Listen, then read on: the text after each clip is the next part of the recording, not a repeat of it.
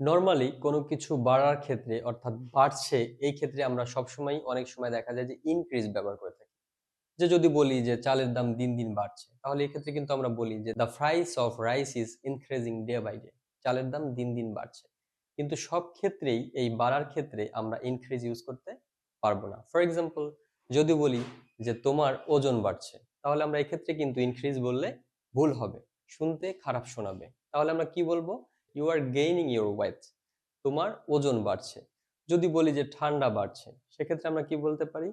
"It's getting colder" যদি বলি বাইরে ঠান্ডা বাড়ছে, "It's getting colder outside" তারপরে যদি বলি ব্যথা বাড়ছে, তাহলে কি বলব? "The pain is worsening" ব্যথা বাড়ছে।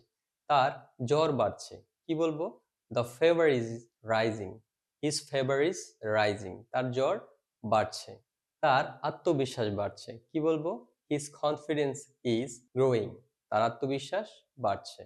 তার উন্নতি বাড়ছে বা সে উন্নতি করছে বা তার উন্নতি বাড়ছে। এক্ষেত্রে আমরা বলতে পারি "He is progressing his success" তাহলে শুধুমাত্র বাড়ছে ক্ষেত্রে আমরা সব ক্ষেত্রেই increase ব্যবহার করতে পারি না। এই বাড়ার ক্ষেত্রে বিভিন্ন রকম ভিন্ন, ভিন্ন ওয়ার্ড ব্যবহার হয়ে থাকে। আমরা এইভাবে খুব সহজেই শিখে নিলাম। Thank you for watching.